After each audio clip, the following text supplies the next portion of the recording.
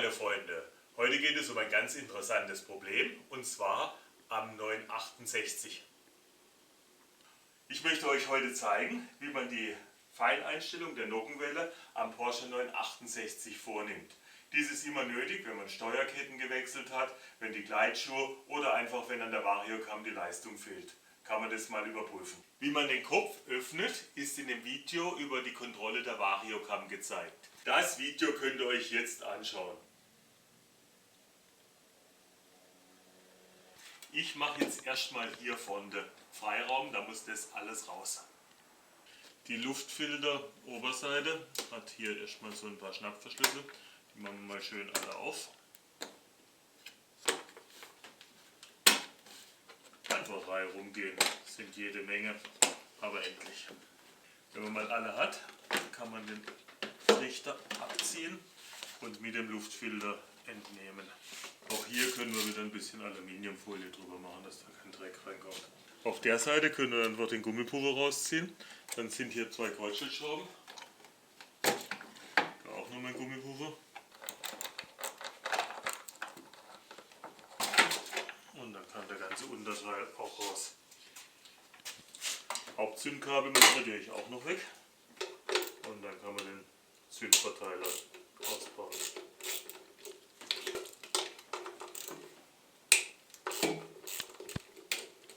Da sind wieder unverlierbare Schrauben, die müssen also nicht ganz rausdrehen, sondern nur bis zum unteren Gewinde rauskommen. Kann der Zündverteiler abgenommen werden. Dann muss die mittlere Zahnriemenverkleidung weg.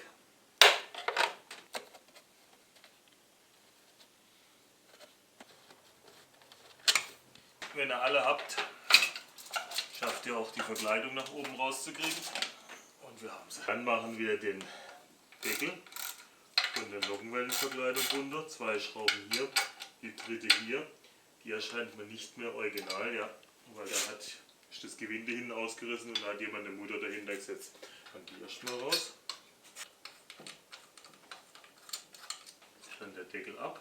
Einfach rausziehen. Da unten ist eine Passhülse, deswegen wehrt er sich da so ein bisschen.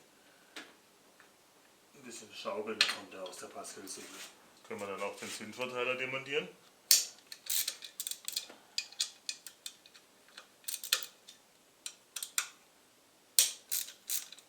Auch die Schrauben haben hinten Unterlagscheiben, die aber unverlierbar sind. Das heißt jetzt gerade bis zum Ende vom Gewinde drehen.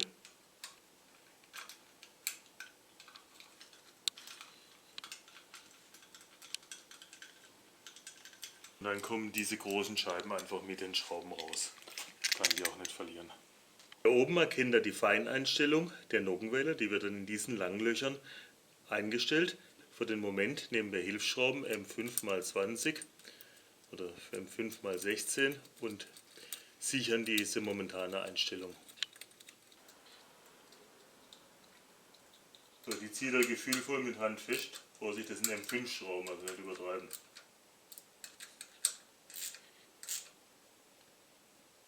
Gut. Dann müssen wir die Zentralschraube aufmachen. Da müsst ihr hier mit dem 30er gegenhalten und innen ist ein 10er Vielzahn und da braucht ihr schon am besten mit 2 Mann, aber ich schaffe es auch alleine.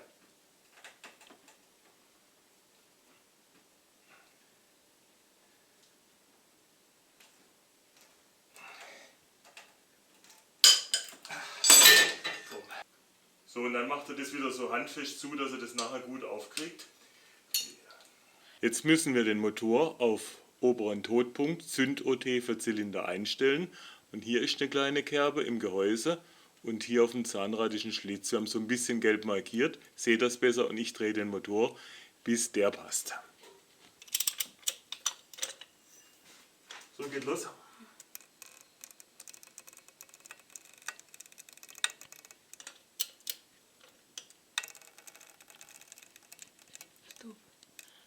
Beim 968 ist die Markierung vom Schwungrad unter diesem Stöpsel unten an der Glocke.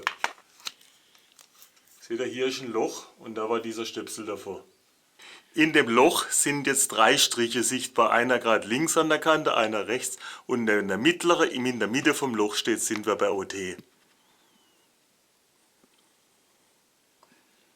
Die Methode funktioniert nun so, dass man mit der einen Messuhr den OT bestimmt. Darauf hatte ich beim S2 noch verzichtet, weil dort war die Markierung an der Kurbelwelle sehr präzise. Hier bei dem komischen Schauloch ist die Parallaxe doch gewaltig, deswegen auf jeden Fall die Messuhr benutzen.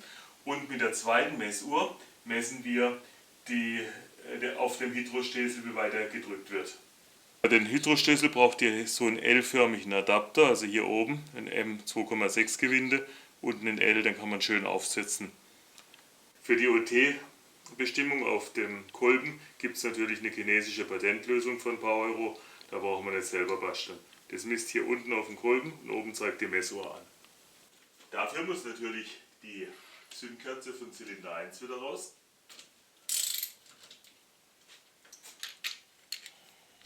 Anstelle von der Zündkerze wird die Messverlängerung montiert.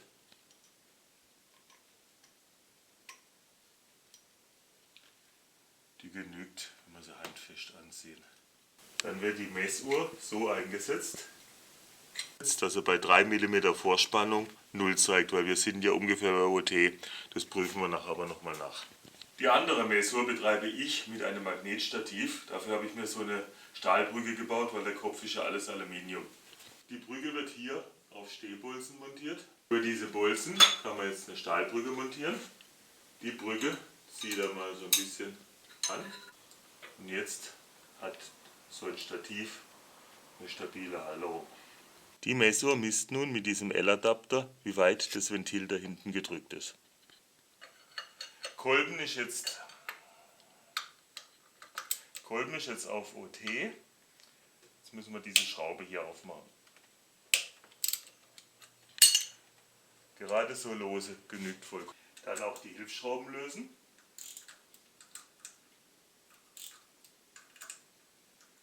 Wir müssen den Motor nun rückwärts drehen, aber Vorsicht! Das heißt nicht, dass wir den ganzen Motor, oben bleibt ja alles stehen, weil wir hier die Schrauben aufhaben.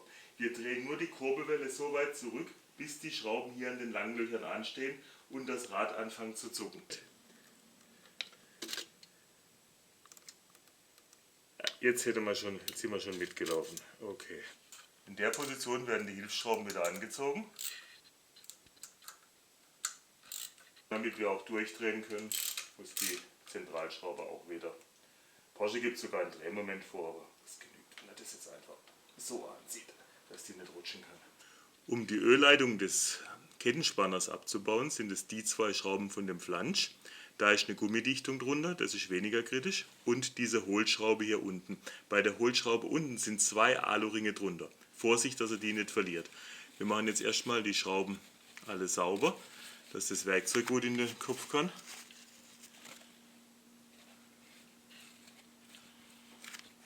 Ich beginne mit der unteren. Oh, die war verdammt lose. Die haben wir nicht richtig angezogen.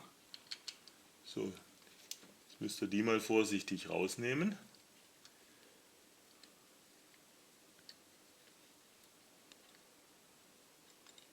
Und dann schauen, wo der obere Aluring hinfällt. Der obere Ring ist hier. Den habe ich schon mal. Jetzt könnt ihr so einen Haken nehmen und dann hier unten in der Ecke kann nichts passieren. Rechts ist eher das tiefe Loch vom Ölablass. Dann fugeln wir da wie ein Zahnarzt da unten. Seht ihr? Jetzt habe ich den da unten in die Ecke geschoben, links unten. Da liegt er mal ganz gut. Dann machen wir die 2 oberen Leitungen los. Die sitzen jetzt zumindest mal fest.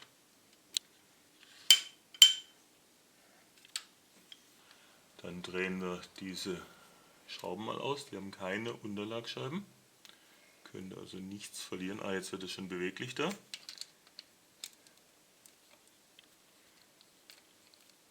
Ist vorne und die lange ist hinten. Ergibt sich aber aus der Logik. Dann den Ring ganz vorsichtig bergen. Dann kann der schon nicht verloren gehen. Mit irgendwelchen Verrenkungen aus dem Auto gehen und wir haben sie. Um die Variocam einstellen zu können, muss ein Öldruck von 3 bar simuliert werden. Dafür nimmt man Druckluft und braucht einen speziellen Adapter, der anstelle der Ölleitung montiert wird. Adapter könnt ihr euch natürlich im Porsche Zentrum für viel Geld kaufen. Ich habe mir hier selbst einen gemacht, einfach ein Stück gefräst, ein Stück gedreht, ineinander verlötet. Das genügt. Ihr seht, die Bohrungen passen und der wird anstelle der Ölleitung auf den Kettenspanner montiert. Da bei mir die Grundplatte dicker ist, brauche ich etwas längere Schrauben, habe ich mir hier schon gerichtet. Das Teil montieren wir einfach anstelle des Ventileinsatzes an einem Reifenfüller, dann können wir auch die 3 Bar hier nochmal direkt prüfen. Wir brauchen natürlich trotzdem einen Druckreduzierer, sonst wäre das zu schwer in der Regelung. Und fertig ist auch unser Spezialwerkzeug. So, wenn das Ventil unten ist, könnt ihr den alten O-Ring wieder draufsetzen. Nachher bei der Montage kommt der neue drauf. Jetzt kommt anstelle der Ölleitung der Druckluftadapter drauf. Und der muss hier die lange Schraube rein. Mit der könnt ihr schon mal anfangen. Und die kurze kommt hier rein. Den Adapter zieht er dann gut an. Also wenn ihr einen Drehmomentschlüssel nehmen wollt, 10 Newtonmeter. Dann müsst ihr euren Kompressor auf 3 Bar einstellen.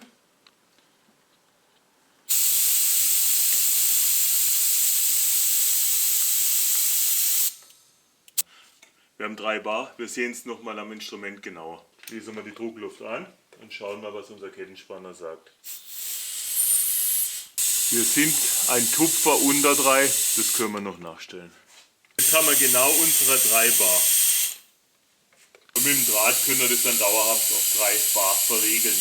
Dass der hier ablässt, ist klar, weil das Öl hat einen gewissen Kreislauf und da gibt es unten ein Ventil, wo es wieder rauskommt, das Öl. Man braucht auch eine kräftige Druckluftverzeugung, sonst wird es nicht.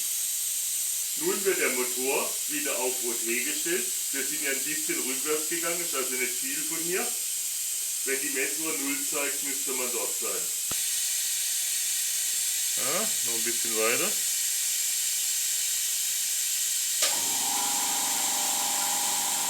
War noch ein ganzer Millimeter, sorry.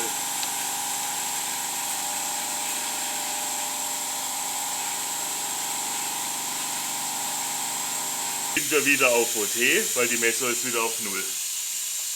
Merkt ihr euch den Messwert der hinteren Messuhr? Hier haben wir 27.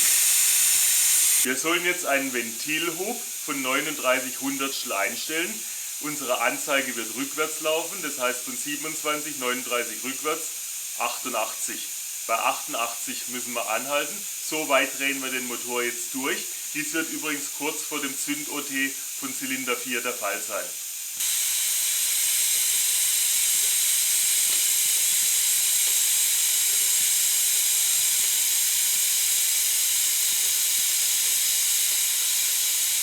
Okay, nun geht die Sache los. Sind wir schon mal bei 20, 10, 0, 90 und 88. Jetzt werden die Zentralschraube, ohne dass sich da jetzt was verstellt, müsst ihr also gut gegenhalten, dann die Zentralschrauben geöffnet. Das reicht schon wieder. Und auch die Hilfsschrauben. Jetzt müssen wir den Motor wieder auf OT stellen. Das ist jetzt der Zünd-OT von Zylinder 4 und jetzt dreht sich das hier in den Schrauben. Das heißt, die Nockenwellen gehen gar nicht mit. So, hier wäre OT. Jetzt sind wir genau auf 0 beim richtigen OT. Jetzt gucken wir uns mal die Schraube an, spaßeshalber. Ich zeige euch jetzt mal, wie das hier ungefähr aussieht. Man sieht es unter den großen Unterlagscheiben nicht. Ihr seht, wir sind irgendwo in der Mitte des Einstellbereiches, das sieht gut aus. In der Stellung ziehen wir jetzt erst die Hilfsschrauben an.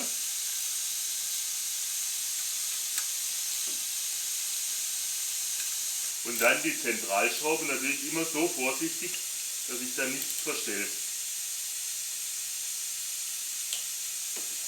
Jetzt machen wir einfach eine Kontrollmessung. Wir schauen, ob die 39 wieder zwischen den OTs passen. Das heißt, ich stelle den Motor jetzt wieder auf Zünd-OT Zylinder 1. Wir können uns grob an der Marke orientieren. Wichtig ist natürlich die OT-Stellung vom Kolben. Das war sie noch nicht. Der geht noch ein paar Millimeter hoch, das war er auch noch nicht. Da geht es noch weiter. Da geht es noch weiter, der ist immer noch gut im Saft. Da geht es noch weiter. Hat ja auch einen gewaltigen Hub, so ein Porsche-Motor. Ha? Die hintere Messur ist wieder bei 27, perfekt. Das war schon mal reproduzierbar. Wir müssen den Motor nun weiter drehen und zwar so lange, bis wir auf Zünd-OT 4 sind. Und dann muss diese Messuhr wieder die 88 anzeigen, also die 39 mm hoch. So, fangen wir an zu drehen, das dauert ja eine Weile. Da muss die Kurbelwelle ja einmal rum. Nockenwelle zur Hälfte. Sieht es auch hier hinten, wenn die so gegeneinander stehen. Aber ihr könnt ja einfach beobachten, wenn die Messuhr anfängt oder der Hydrostößel sich hier bewegt. Dann sind wir im Prinzip am Punkt. Das passt jetzt schon fast. Ihr seht, die geht noch ein bisschen rum. Jetzt kommt die Nogge allmählich an den Aha, es fängt an zu laufen. Jetzt schaue ich, wann ich hier auf OT komme.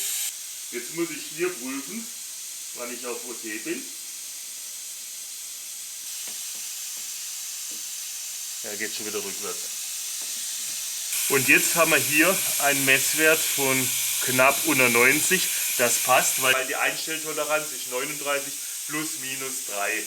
Das heißt, wir sind im Intervall perfekt. Die Nockenwelle ist eingestellt. Und wenn es jetzt nicht gepasst hätte, wiederholt er die Prozedur und schaut, in welche Richtung es abweicht, bis das nachher bei der Kontrollmessung passt. Wir haben es nochmal durchgedreht und es hat nochmal gestimmt. Wir sind also innerhalb der Toleranz von plus minus 0,03 mm. Jetzt kann erstmal die Druckluft weg, dass es hier wieder ruhiger wird. Und dann können wir die Zentralschraube, bevor das wir vergessen, gleich mit 65 anziehen. Gut. Perfekt. Dann können die ganzen Messuhren raus. Die mit dem Magnetadapter ist mal ganz einfach. Und die OT-Messuhr kriegen wir auch raus. Machen wir erstmal die Messuhr raus. Dann kann man den Adapter rausschrauben. Und bevor wir es wieder vergessen oder Dreck reinfällt, gleich eine Zündkerze rein. Und auch wieder mit 25 bis 30 anziehen. Die Brücke kann dann auch runter. Dann auch noch der letzte Bolzen raus. Dann kann auch der Druckluftadapter wieder raus. Ich mache erstmal die Schrauben auf.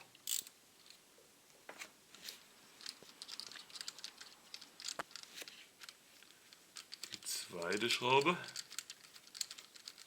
Die ist ganz lang, die fällt wenigstens nicht allein in den Kopf. Dann die Schraube weg und gut ist. Dann könnt ihr den alten Dichtring wieder rauspulen. Jetzt kommt ja der neue rein. Dann einmal säubern. Dann setzt ihr die neue Dichtung hier ein. Aha, die passt sehr gut. Dann fettet ihr einen der Aluminiumringe und setzt ihn hier vorsichtig in die Ecke. Das Fett ist dafür da, dass er ein bisschen klebe bleibt. So, der sitzt schon mal. Dann wird die Ölleitung eingefädelt und da müsst ihr aufpassen, dass ihr den O-Ring, den Aluminiumring da nicht verschiebt. Der sitzt aber noch auf seinem Platz. Die lange Schraube kommt hier rein. Immer den O-Ring beachten, dass er nicht weggeht. Die kurze Schraube kommt hier rein. Gerade mal ein bisschen andrehen. Den zweiten Aluminiumring auch wieder fetten. Und der wird dann an der Hohlschraube geklebt. So ist der jetzt an der Hohlschraube. Dann wird die Hohlschraube von oben eingesetzt und die muss unten den schönen O-Ring mitnehmen. Jetzt da alles an seiner Position ist, können wir alle Schrauben anziehen.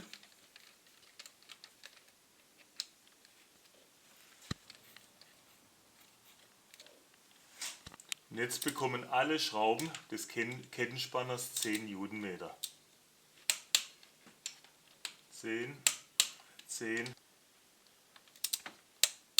Und auch die Hohlschraube bekommt ihre 10 Newtonmeter. Damit sind unsere Arbeiten im Kopf soweit fertig. Ich muss jetzt den Deckel montieren. Die Montage des Deckels ist aber in dem Video über die Inspektion der Variocam schon gezeigt. Das könnt ihr euch jetzt dort anschauen. Dann müssen die Hilfsschrauben jetzt an der Nockenwelle raus. Und dann muss der Zündverteiler so drauf, Motor steht auf OT, dass er ungefähr nach oben zeigt, also so ein bisschen links von dem Ding.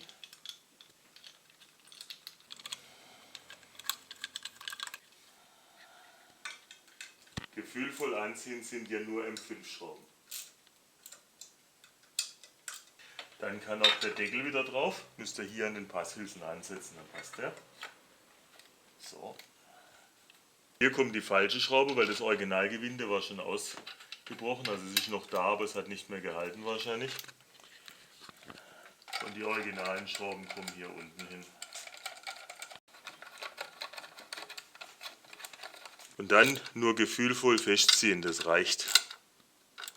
Sonst reißt nämlich beim nächsten Mal das nächste Teil vom Gewinde aus. Die Verteilerkappe kommt so drauf.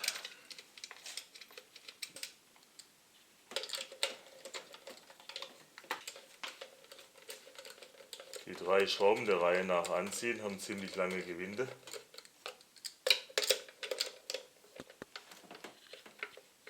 Auch wieder gefühlvoll anziehen.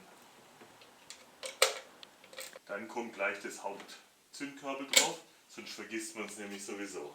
Die Montage dieser Verkleidung ist ebenfalls in dem Video über die Inspektion der Variocam gezeigt.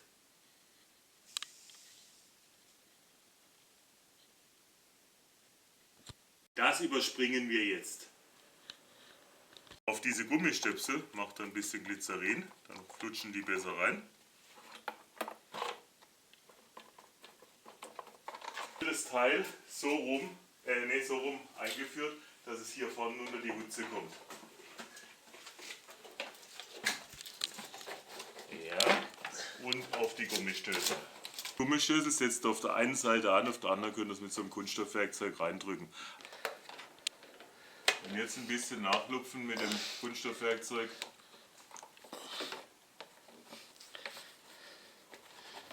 Und das Teil ist drin. Dann ist hier unten eine einzige Blechlasche, da kommt die Schraube rein. Und an den Schnorchel kommen die 2 Kreuzschlitzschrauben. Erst kurz rückwärts drehen, damit sie die Blechmutter greifen. Die nur leidlich anziehen. Den Halter unten ebenso.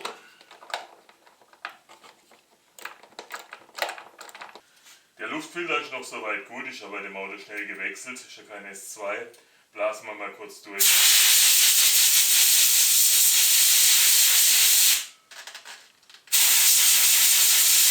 Kommt der Luftfilter wieder so rum in den Deckel. Bisschen andrücken hier, dass er euch nicht schon ins Auto fällt, bis wir im Auto sind. Schön reindrücken. Jetzt kann unser Schutz auch wieder weg. Und dann kann der Deckel vorsichtig geführt aufgesetzt werden. So passt alles zusammen, alles gut. Jetzt kommen die ganzen Klammern da drauf. Das waren einige, vor allen Dingen an Stelle, wo man so gut wie gar nicht reinkommt. Dazu geht es fast noch besser wie auf.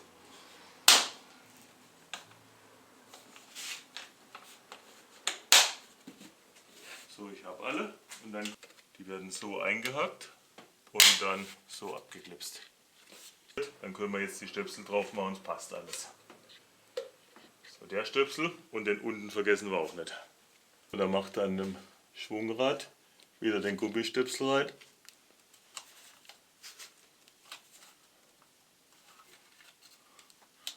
So sitzt er wieder, dass kein Wasser reinkommt. Jetzt kann auch die vordere Zahnriemenverkleidung wieder ins Auto. So sitzt die und jetzt müssen ihre Schrauben rein. Jetzt müsst ihr die ganzen Schrauben einsetzen. Das wird wohl die einzige sein, die ihr in der Kamera seht. Bei den anderen müsst ihr jetzt halt fummeln, dass er hinkommt. Zieht ihr alle gefühlvoll fest. Vorsicht, meine übliche Warnung, Kunststoff. Jetzt sind wir ganz traurig, weil wir wieder am Ende vom Video sind. Aber keine Angst, es gibt ja noch andere Videos zum 968. Ich sage euch schon mal Tschüss, bis zum nächsten Video.